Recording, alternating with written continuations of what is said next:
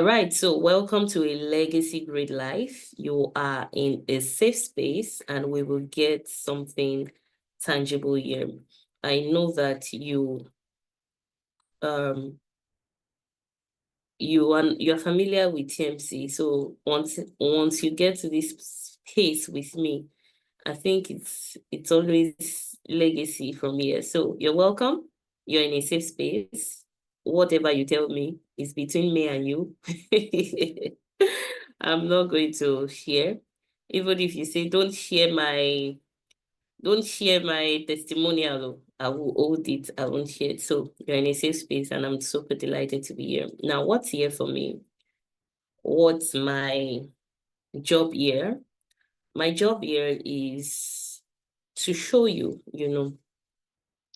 how to navigate being a multi-influential woman. And like I said earlier, I know what it means to be a multi-influential woman, and I'm here to help you navigate your multi-flows and your multi-expressions. I'm here to help you navigate your multi-flows and your multi-expressions. Now, I want you to start off looking at this analogy of the seed, and I couldn't get a better picture to really show what I wanted, but this looks like it a little.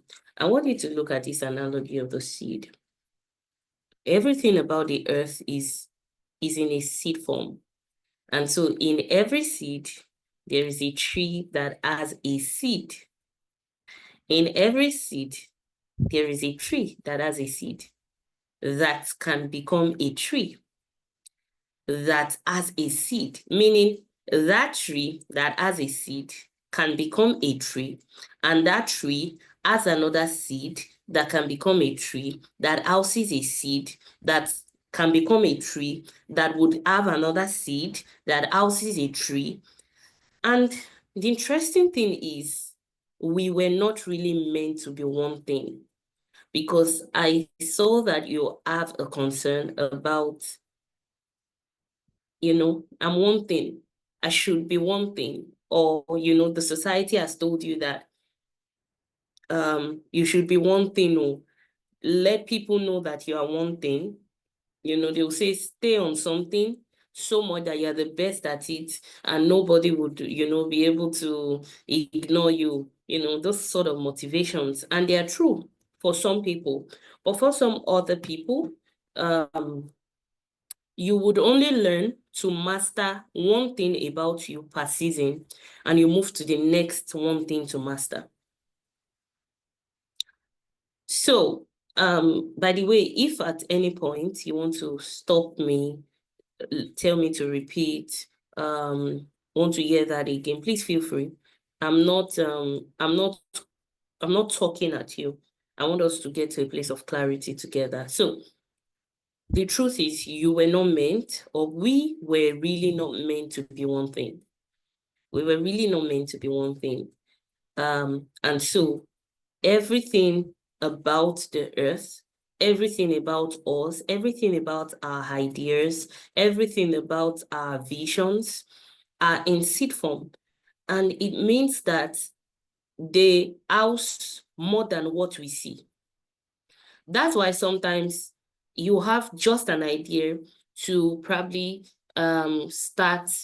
For instance, I was talking to one of my Zobo clients, one of my trainees today, and she was talking to me about something. And let me use that as an example. You had an idea to start selling Zobo. Before you knew it, you discovered you could train people.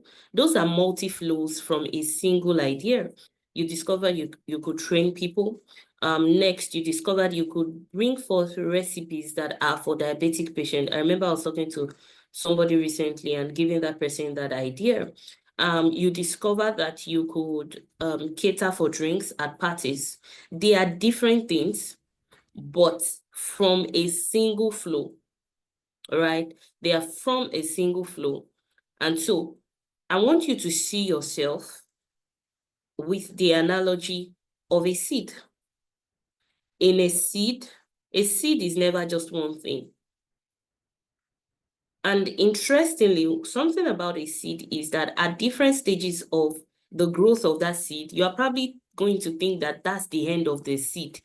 So when you are seeing a seed at the first level, just like this image, where it sprouts out its first leaf, you will be tempted to think that seed, all there is to that seed is a leaf, until that seed spreads and becomes so mighty. You're like, oh, now this is not just a little plant, this is now a mighty tree. Now, as that tree grows much more, you start to see that if it's a tree that can fruit, it starts to bring forth fruit, right? And so some people will be like, oh, wow, that tree, that seed that we planted is now a fruitful tree, right? That's a stage. Now, it means that people would at different points interact with that tree or that seed and think that is all there is. The farmer would have interacted with the seed as a seed, but the farmer would also have seen that seed grow into two single leaf. And you're wondering what's happening. Is this all there is? Give it time. You would see another season evolve out of that seed, and it will become, it will sprout beautifully, right? The birds of the air will come under it, find nesting. It will start to fruit.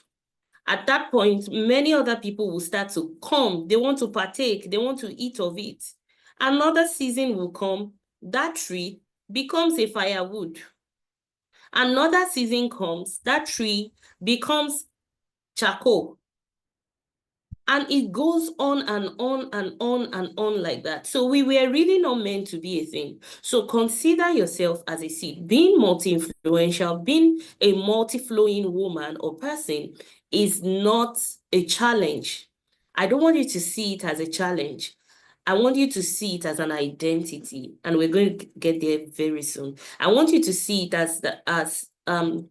I want you to see yourself as someone who takes responsibility. I think it was yesterday I was reading a book by Brian Tracy, The Psychology of Selling. And one of the things that he said that really, really stuck with me is the fact that many people think that they cannot sell, right? And then they discover that the people that were not born geniuses, they didn't know everything about selling. They come up to the 1% of the people that are earning big. Why? Because they saw that it was something that they could learn. So I want you to see your multi-flow as a woman. You have to learn that you will be different things at different seasons of your life, and it's very okay. Right? So it's all about taking responsibility. You are simply taking responsibility. Yeah, he said something, and I remember that he also said that, and I used to hear it, but it stuck with me again. He said that an average human being uses just 10% of our actual potential. So the people who eat the biggest part of the cake, or the people who takes the sweetest part of the juice, or the people who takes the larger share of the world's wealth, are those who decide to step out of the 10% that an average human being explores as their potentials. So simply see yourself as somebody stretching beyond your potential on a 10% level to more percentages. Does that make sense to you? Let me know. There's this story of a man who gave people different capacities, different things to tend. And I believe he gave them those things to tend because he saw their capacity. But guess what happens? One person is like, I deserve to have been given 5 or 6. And so I'm not going to do anything about it. It's not about what you can do. It's about what you've been entrusted to do. So sometimes we have to take responsibility. We have to be resourceful, as regards the things that we house, the things that have been entrusted in us. So, and the third thing that would help you really navigate being a multi-influential person is that you are, you must understand your seasons. You must understand that you are in a season of this, you are a season for that, and you must, build accordingly. Now, These are questions that I want to ask you. Number one, these my multi-influential flows, how do I carry them effectively? Meaning, how do I steward them effectively? This is one of the questions I want you to ask yourself, either now or beyond this session. I want you to ask yourself, every of my multi-influential flow, I want you to open up the tabs on your, in your mind and in your brain at the moment and ask, how do I effectively carry them out? Or how have I been effectively carrying them out? And how can I do better? All right. It's very important for us to, ask these questions. How can I do better? How have I been doing? And how can I effectively carry them out? The next is, who are my examples of multi-influential people? This is very important because you would believe that it is not possible, to effectively carry out your person, to effectively be who God has said you are, or to effectively do what you have been called to do, or to execute every part of you if you don't have examples. I am very, very, very, very, very, very big on mental models. I call them mental models. People that you can look at and, in your mind, and always say, if this person is doing it, I definitely can do it. And one thing you should then ask yourself is, am I confused about their identity? This one just came to my mind right away. Am I confused about their identity? Despite the fact that I know these people, despite the fact that I know that they what's the word now? They do quite a number of things. Have I ever mistaken their identity? I think that your answers will be right, right in that sincere, in that answer, because many times people think that people will think this way about me. But the truth is, look at the people that have gone ahead of you. You personally, do you think that way about them? Look at some examples of, people who are doing quite well, who are doing different things and are doing it well. Ask yourself, have I confused the identity? If at any point you have confused the identity, how did they make sure that I did not, that their audience, or I'm intentionally saying I, so that you would put yourself in the picture. How have I put myself in such a way that I am able to perceive them right? Also, what have they done that has made me perceive them properly? That has made me know this person as this person as that. And I'm not saying, but it's confusing. Which one would I go for? I know what part of them exactly. I know what exact part of them I want to interact with. I have quite a number of them. I know the part of them I want to, I want to interact with. So it's very important for you to ask yourself this question: who are my examples? And of course, you're going to consider your values. Does our value align? Do I really want to, look at them? And of course, one of the things that I feel like is a superpower for anybody is to have the ability to look at someone from afar and be able to track their process. I do it a lot. Once I'm online, I look at from their posts, their captions. I can tell you categorically what those people are doing correctly that have brought them to where they are. So I want you to ask yourself, if I am not confused about the identity of so and so, who is my example, right? And I'm sort of already in the third lesson. If I'm not confused about the identity, then I should be asking myself, what are they doing? And so what can I learn from that? That they are putting in place. Maybe it's delegation, maybe it's understanding the concept of seasons, maybe it's what other one? Maybe it's nurturing a part per season, maybe it's different things, segmentization of their lives. What are the things that I can learn about them? or from them that I can immediately start to put to work. So you can begin to jot them down as the ideas come to your mind. What can I learn from them?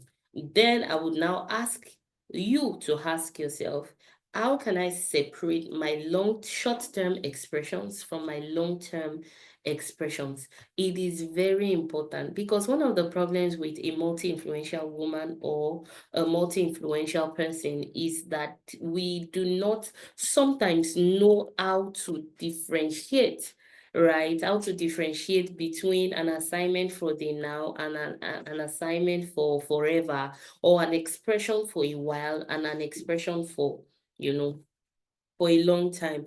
I remember that last year, all through last year, and I'm just going to be saying this, sort of because I always come very personal in clarity calls. So I was all through last year, I was just having this nudge to stop a part of my business, and that's selling Zobo. And I was wondering why. And after I dealt deeply into why, I started to see that, oh, God was saying this and this and this and this, and it was about humanity. Is that not interesting that God is saying, stop this flow of business, because this in this business is affecting humanity on the long run? And I'm like, there are thousands of people doing this, there are believers doing this. What's the problem? And so I knew that I was no longer at peace operating in the business.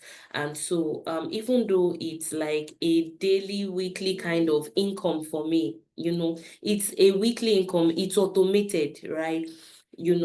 I had to let go of it. And this year, I had to let go of it. I was thinking about it again. God, this is a channel, and I need a replacement of that channel, right? And so I started to get into understanding that certain things are for short term, and some others are for long term. And beyond that, as you begin to grow in your value system, as you begin to understand more peculiarly what your purpose is and who you are, you will start to see that some things are not just on money basis. It's beyond money. Some things are about the impact. Some things are about the name, the legacy that you're building for yourself. So I'm going to go through the questions again. Number one, how do I effectively carry out every single expression or every single flow? How am I going to steward each part properly? How would they fit into different seasons of my life in such a way that I'm stewarding them properly? At this season, should I be this? At that other season, should I be this? And I'm going to give you a shortcut in navigating that. Number two, who are my examples? It's important that you have mental models, people that you look up to. They might even be close to you. They might not even be popular, but you can see how that they have balanced their identity at every point of their life. They are doing multiple things. No, they are becoming multiple things. Do you understand? I love to associate with becoming beyond doing. They are becoming multiple things. Of course, that involves them doing multiple things, and yet they are maintaining their identity either as a believer. They are maintaining their values. Their businesses are growing. They are having it together, not because they don't have bumps, not because they don't get tired. And one of the things that you will see as regards those that are your example is that you will discover that there are certain things that they have had to drop, even though they were good. Right. So that's one of the things that we must learn, that there are things that are good. They can even be interesting. They can bring the money, because a multi-influential person is a person who sits on wealth. And that's really, really, really sweet part of it. All right. But you can also see that money is not everything for them. Money is not everything for them. So are we good? Do you have a question before we go further? I want you to look at this. I always talk about clarity call as that place where I come in with my binoculars. And this is a binocular. And I don't have a binocular, but I have a pair of glasses on my face. And so I want you to see this. Being multi-influential is an identity. It's not a set of duties or abilities. I want you to see yourself that way. I want you to see that part of you that way. That me being multi-flowing, being multi-influential, multi-talented, like some people will call it, is not actually multi-talented, is an identity. I always tell people that I don't think there is anything I say I want to do that I would really not succeed at. It's really not possible.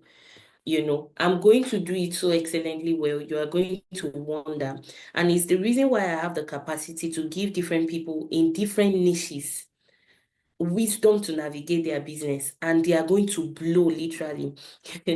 Somebody was talking to me how that she wanted to eat a particular amount in 7 figures for her just concluded Valentine sales, and she said she eat it and overshot it. And she was just thanking me. In fact, she even gave me money. She dashed me money. For someone to eat 7 figures, in millions.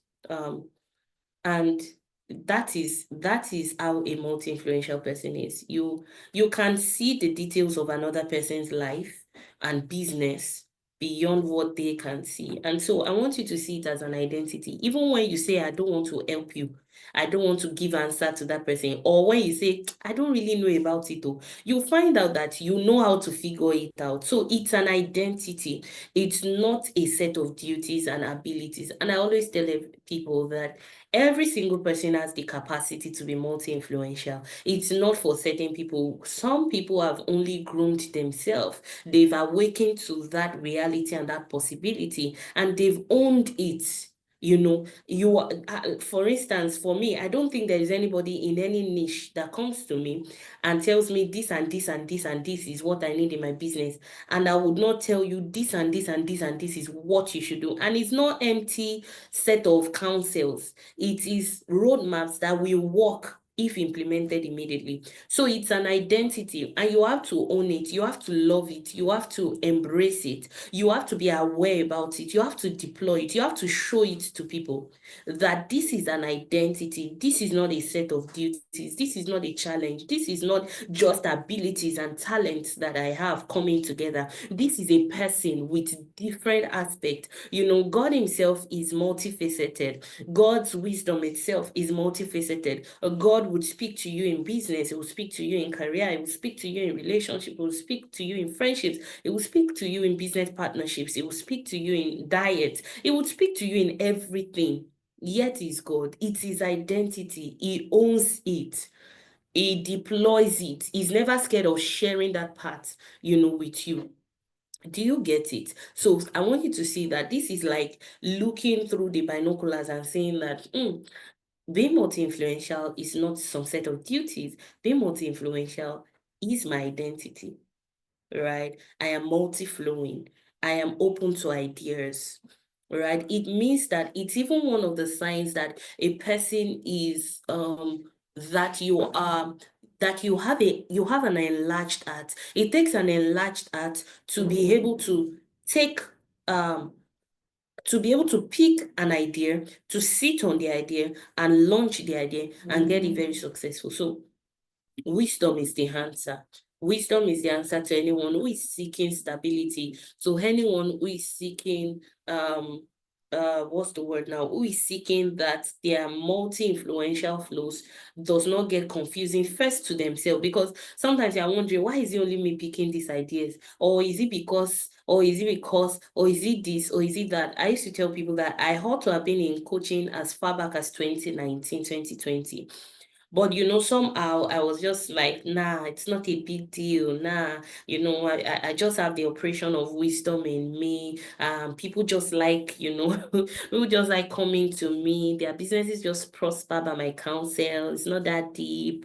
Until, I got to a place where I was asking questions, and God was like, I've been sitting on something all the while, and it's left to you to really, break open in that aspect. So the wisdom I'm offering to you is in 3 dimensions. Number 1, I want you to consider pushing a part of your flow or your expression consistently for 90 days. No, let me say it first. I want you to, I don't know how I skipped that, but I want you to first consider what is your source and the major. Just like I said something earlier, that you must learn how to separate your short-term expressions from your long-term expressions. Now, so if you think of those people who are multi-influential, there's something that is dominant about them. Yet you know other parts of them, but there is really something that is dominant. The truth is that your multi-flows cannot have the same level of dominance and perception in the hearts of people. Some people will prefer to associate with you on a particular level, while some would associate with you more on another level. One of the reasons why I started to look, because I will tell you there is confusion about being multi-influential sometimes, but it doesn't have to be confusion. The answer is always wisdom. And so one of those days, I remember while I was planning to launch this part of me and all of that, and I was like, and if you followed carefully, you would see that at a point I was more up with Avila. At another point, I was the Morph Up company. That was phases of really just clarifying how I wanted to be perceived. And there is nothing embarrassing about clarifying who you want to be associated with and what you want people. So first, know what is your major. But majorly, I am Avila. Majorly, I am a ministry gift. Majorly, and it means that would somehow express themselves in other aspects of my life. People would somehow know that I'm a believer. I would not hide God on my business page. I would not hide God while I interact with clients. I would not hide God while I sell land to you. So first, identify your source, the major one. What is major? When people talk about blessing, what is major, right? Very important. So number two would be push a part of you for 90 days, especially if, of course, once you have known your major, it means your major part of you will be constant all through the year. But then you would not pick the other sides that you push out alongside what is already major, which people know you more for, and you start to push it out. So you give yourself 90 days. You talk about that. You talk about it. Sometimes maybe you want to launch a course. I remember when I wanted to launch Pivot, it was as if my next name is Pivot. I'm not joking. Even my friends, they'll be like, Pivot Mama. And I'm like, my name is not Pivot, right? It's a course that I'm trying to launch. And it sort of gave me a good feedback because it meant that I was doing my marketing well. It meant that I was putting myself on top of mind of quite a number of people. And so, and it was exhausting to keep talking about the same thing from September till November. It was definitely exhausting, right? But I kept pushing that part of me. And of course, that made a lot of people know, oh, she does coaching. Oh, she teaches people. Oh, she coaches people in business. Oh, she does this, does that, does this. One of my major highlights now, if you have been, following me, especially on my business aspect, is personal branding. I'm talking about how to, put out yourself, everything I'm talking about leads to personal branding. My live sessions on Instagram is on personal branding, every single aspect. So, it's important for you to push an aspect. So even if you're an engineer, let there be a time where they know that Blessing Olowo is this, but this particular time, she's projecting much more this aspect of her. So first 90 days of the year, they know you as the graphics designer.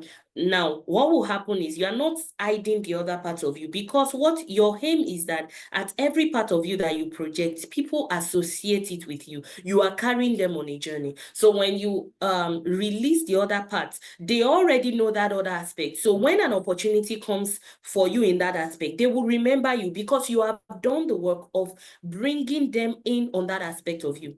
Is it clear? Okay, so now when you go to the next 90 days, you bring, maybe it's a course, maybe it's whatever, you attach it to it again and you project it, right? And you could relax in a season, in a 90 days frame, you could relax on anything, pushing anything. You are just being you, because of course, that's one thing you would also learn to, do, which is just relax on some aspect of you, so that you can always put out your best in that aspect. Number two that I would give as a wisdom, to consider is delegation. For instance, I have been considering two new business ideas. One is a done for you cooking service. The other is what's the other one I was considering? Yeah, the other is selling human hairs, right? Wigs, bundles. And you would see that I've been joking about it. It's intentional. I've been joking about it, posting it on my status. Oh, my new business, this and this. Do you know what I wanted to achieve is that if I come in with this and missed the little circle in on WhatsApp, would they accept that part of me? Interesting. Three people is like, oh, do you now sell? I'm interested. I'm like, you should relax, right? I'm joking. It's a joke. Of course. And somebody came to me and said, this one is not joke. I really want you to consider it. Blah, blah, blah. And I'm like, I have, and the truth is I've always considered it for years. But I'm like, how many do you want to do? Do you understand? But also, I realize that you don't have to have your face over everything. So, for instance, I was talking with someone recently and I said, I write so well. I do ghostwriting, I do copywriting, I do content writing. And in fact, last year I did a lot of blogging, for a particular company. And so these are part of me, not just about monetization of it. It's about immortalizing myself in the hearts of people. I love that aspect of me, so I started to tell this person, oh, I'm considering doing this, just training people on this, but I don't know how to put it around TMC. I know that another aspect of me that I'll be teaching and that I'll be projecting via TMC, because I'm teaching on personal brand, is about, digital product. And I've done that. In fact, I have a course on how to create your own online course and all of that with the most simplest tools. And so this person says to me, but your face cannot be on it. And I'm like, yes, I cannot be carrying my face on everything. And they're like, that thing is always there. Are you the only one? Or to think writing, the hustle is real. Because truthfully, you can smell desperation from people's multiple launches. When you know that this one is trying to eat a target of money, you can see there is no compassion for those that they want to teach. There's no true substance that they are giving via those, and so I was saying that, and I said to the person, I think an agency would work. So when I put out an agency, it's not me directly, yet it's me, right? I'll probably only show up in a course. When you get in, you just see an agency, or I'll probably be the one to render the service without ever seeing my face. Yet you just know that you're interacting with an agency. So you could consider agency. It could be a long-term thing or a short-term thing. What I'm simply saying, it might not be something you are considering at the immediate, and it could also be something that you might be considering, after a while. So consider agency. I want you to own every of the multi flows that might be flowing through you. Don't fight it. It's not a challenge. It is a person. It is an identity. And I would say that it would be important to design a magnetic personal brand. Uh, how do I say this? In owning who you are, you've got to have a space where every part of you is seen at first glance. Do you understand? So when people meet you at first glance, when you say this and this is my name, let people be able to see the multi aspect of you, right? They are not going to what's the word now? Confused. They're not going to be confused about you. The analogy I can give you is that of like a water, you know, nobody is confused that it's water that is coming through a tap, or water that is coming from the sky as rain, or water that is in the stream, or water that is in the well, or water that is in the ocean. Everybody knows water is water, no matter where they find it. Do you get it? So that's like the power of your a magnetic personal brand, that it's attractive enough. It keeps people stayed on you, no matter how many transitions that you make in your assignment. Should I go further? Do you have questions?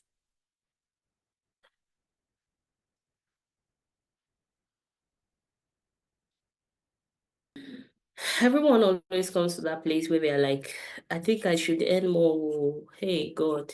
People that are not even doing great graphics, like Blessing, are charging more than that. And you're like, what's happening? Right. I love what Mark Duke, the strategist, said. He said, don't fall into the irresponsible trap of setting low prices. He said it will kill your business code. Low prices attract cheap customers with luxurious demands. I know you know what I'm saying. Have you ever seen a cheap customer with luxurious demands? They would price you down. They'll be like, see, this and you did not do it well at all. What is this? Because they paid you. That's why I don't take up clients. That once I notice that the clients, because they are paying me 6 figures or 5 figures, wants to stress my life out, I will refund you with the love of Christ. Because you cannot take me as a slave because you are paying me. So first, let me ask you this question. When you first began, some of the services that you put out, and of course, let me answer this first. You said, you are in that place where you have questions around, should I monetize everything? The truth is that there will be aspect of you will never monetize. Yeah, so you will just know which one can. Also have to learn when it's your mindset deceiving you, putting you at a level, telling you that no, don't put money at it. So you are going to over time know which one should be monetized and which one should not be. Some you are going to know which one should be not a service but a coaching, you know which you shouldn't offer the service directly, but you should teach people how they can. So those are levels of breaking down on monetization. I think I taught that in Pivot. So, those are levels of that. So there's something I noticed about people when you ask them, when somebody comes to them to say, oh, I want to, for instance, a photographer, oh, I want to take photography for this particular project and this project. The first thing people will be is, okay, what are you looking at, right? What do you want to achieve, blah, blah, blah. But the last thing they talk about is pricing. Do you notice? So I also ask, why do we find it difficult to talk about our pricing first? Because you think people will call you greedy, because you think people will say, do you want to send me away with money? You think people, but the truth is when you get to a supermarket, you're not in doubt of the prices of things. You see it. If you want it, you go for it. If you can't afford it, you leave. A couple of weeks ago, I was looking for an hotel to spend the weekend. I think, yes, it was last week. And my budget was around 20,000 naira per night. And so I saw this hotel which was really looking okay, and I went to in Adekita, and I entered. As soon as I entered, I knew it was a luxurious hotel. Nobody needed to tell me, and that's the truth. It's about positioning. Nobody has to tell you that this person, they're not doing crap here. So, but because I'm also expanding my mind and I understand that pricing is from the mind, it's a game of mindset, it's a game of self-concept, it's a game of self-understanding, it's a game of self-perception. Because I know pricing is that, I intentionally, because I know money has a lot to do with mindset, I intentionally went there, even if I knew that I'm entering a luxurious space. I went in and I inquired. In fact, as soon as I got to the reception, I knew this is not general hotel, right? I'm not joking. I have not seen somewhere like that in Ekiti. And so as soon as I entered, I knew, in fact, as soon as I entered, the receptionist stood up. Those kind of courtesy, you don't see it in a mid-priced hotel. They are just going to be looking at you like, Mele, Kweru. you know. But then they stand up, hello, ma'am, and all of that. And I'm like, okay. And guess what? I wasn't looking, in fact, I was really in a place where I was tired. I wasn't so properly dressed and all of that. And I was carrying a school bag. And I'm like, okay, I want to see your prices so that I can know which I can decide for. And as soon as I saw it, I saw the lowest room is actually 55,000 naira per night. And I saw a room of 250,000 naira per night. Okay, so I needed that mindset enlarging, right? So as soon as I saw it, I said, okay. I wasn't ashamed, ashamed. I told them, oh, okay, I see. There's none of the prices that is within my budget. Thank you so much. Very simple. The problem is not their pricing. The problem is what? My budget. Right. So we find it difficult to talk about pricing because they're like this thing. And I always tell people is that one thing I always tell people is that impact and income can exist. So one of the problems we usually have, especially as believers, is that your mind will keep telling you this thing is impacting people. It's unfair that you're asking them to pay for it. Right. But the truth is, your impact will not be transgenerational and will not leave a legacy if you don't learn to price properly. Very important. So, I want you to know that you're not greedy when you ask for more. So ask, right? You're not greedy for asking for more, so ask. But there is a way to ask. Your work will not be knowing how to ask. Catherine Payne said something. She said, the moment you make a mistake in pricing, you are eating into your reputation of your profit. The moment you make a mistake in pricing, you are eating into your reputation. So there is no loss. If you think all you lost when you priced wrongly or low was money. You didn't just each time we price low. Some of these quotes I'm actually picking it from the slides in Pivot. You didn't just lose money whenever we don't just lose money whenever we price low or price wrongly. We lose our reputation, we lose our profits. And our profits are not just the immediate gains. Our profits are the legacy. Our profits are the perception that we ought to be building in people. I always tell people the end of marketing is not the money you get. The end of marketing is perception. The end of marketing is perception. So many people will be like, oh, I wanted to sell to 10 people. I was only able to get 8 people. But guess what? You had sold your reputation and your perception to 20 people that you would reap not too far. The not too far can be a year, but they would, because you have sold something, you would reap your profit. So when we make mistake in pricing, we are eating into our reputation or into our profit or into our perceptions. Now, I always come up with something whenever I teach people on pricing. I call it pricing from profits. And I cannot break it properly in this context because it takes a lot of time. Probably I'll be there for another 4 hours or 3 hours if I were to break it down. But I would give you something that I crafted out for those who were on a group coaching with me last year on pivots. Now, one thing I want you to know is that your pricing is peculiar to you. And I might not be able to break each of these down, but I'm going to say that what determines your pricing is your self-perception, your self-concept.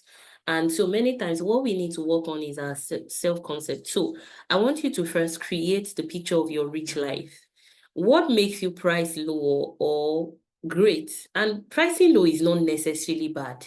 The truth is, that's what people don't know. Pricing low does not necessarily mean you're a low commodity or that you would not get people to perceive you in a particular way. Pricing low, because you must define what wealth is to you. For instance, for me, wealth is not just the money I get from people. Wealth is the impact I have on every single person. So it's really my definition of wealth is not in the category of what is being taught mostly online. And that's very fine with me. So create the picture of your rich life. Another thing I would say to you is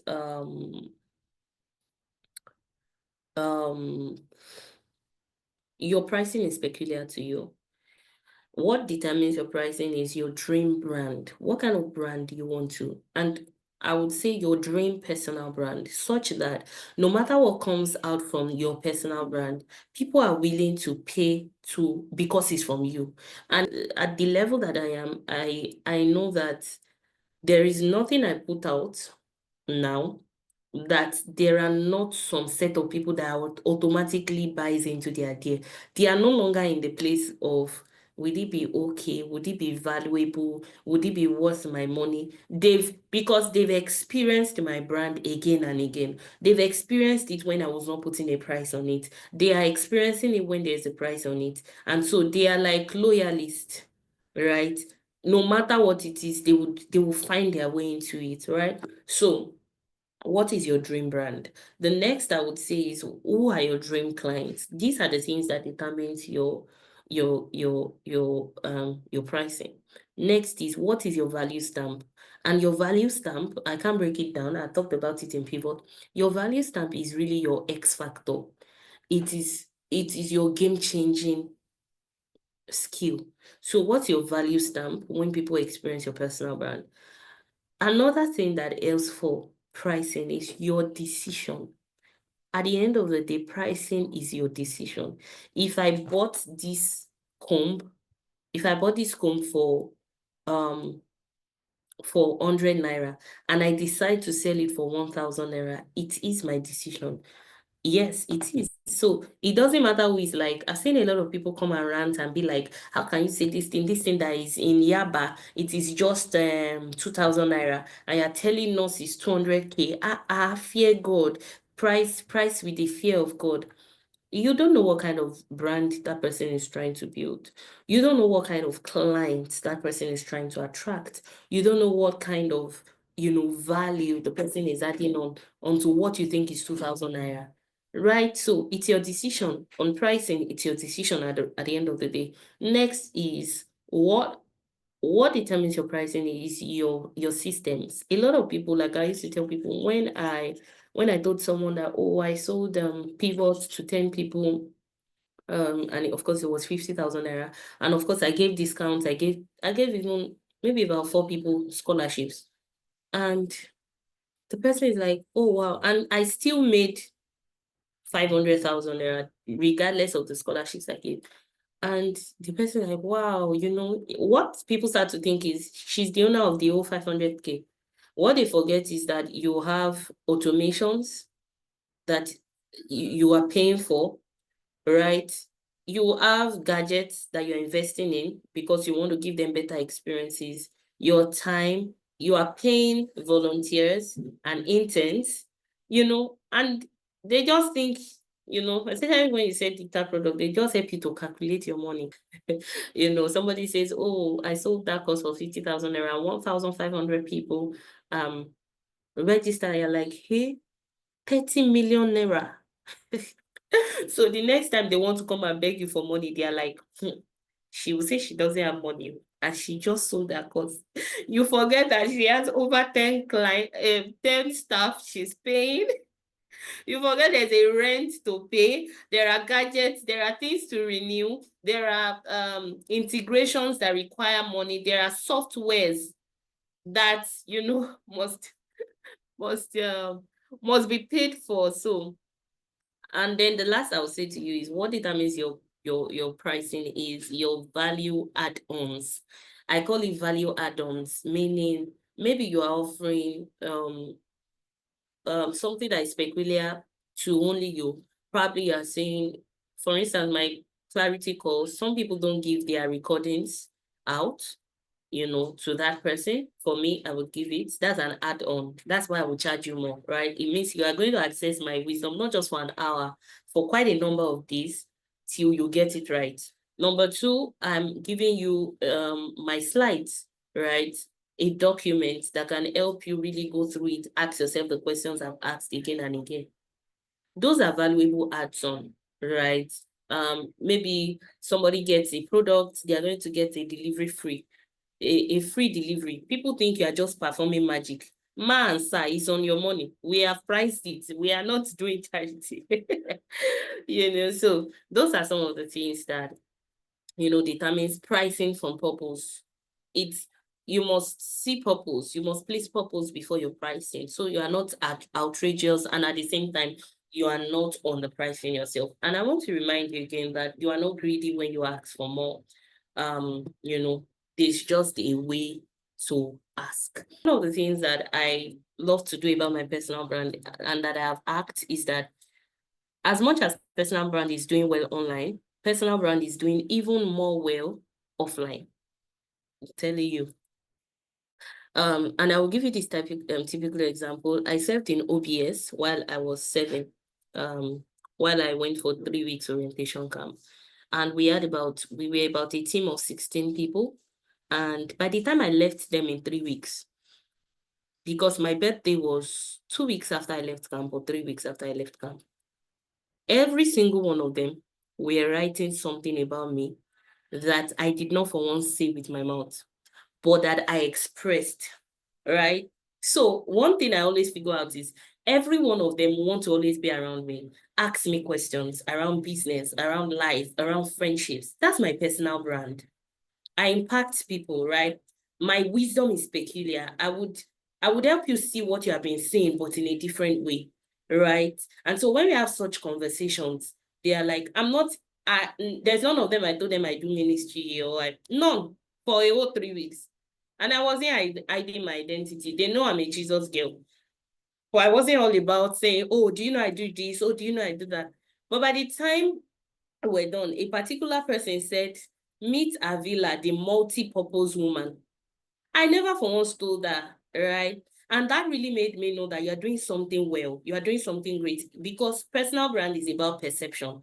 So if I can be perceived in a particular way without telling any of them that this is what I do, that kind of shock when you are leaving the camp and then they're like, oh, check my Instagram page. And then they are seeing this is linked to this and they're like, you didn't tell us you do things you do things like this. And they're like, no wonder you said this about my business. No wonder you said I should consider this in that direction. So um that's really positioning, right? Being, like I said, owning your person. It's not a set of duties, it's an identity you are owning. Does that make sense? Should I go further? So you said that you are good at things, but the reward is nothing compared to what you do. The truth is that no matter how much you charge, nothing would ever be compared to the reward, right? But I told people in my group coaching in Pivot last year, and pricing is like one of the things we broke down a lot. And I told them that if you feel cheated after pricing, you're not pricing right. And I remember one of them immediately went into our business. Pricing is not just getting your prices high. For instance, I recently brought my prices low. I told you my definition of wealth is different. I recently brought my prices low this year. This was the instruction, bring your prices down. I knew it's not a mindset issue of, oh, will they pay me? No, it's an instruction, bring it down, slash your prices. Right? So I always tell them, when you feel cheated after pricing, you are not pricing well. And it's not just about the money, it could be sometimes you have to reduce the time. For instance, I could price this clarity call properly by giving people by telling people to, what's the word now, that they would be paying same amount, but I would be giving 40 minutes. I have just priced it.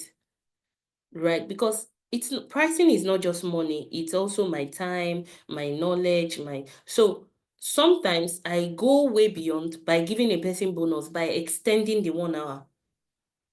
Because some coaches that stopwatch will be there. Once it's that time, it's gone. But I know for me, this is beyond business the way people know it to be.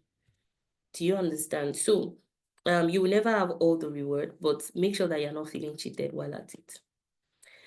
Any question before we call it a day? I've had fun doing this with you. If there are any questions, please, in the next 24 hours, feel free to reach out to me and we will talk about it. Thank you and enjoy the rest of your day.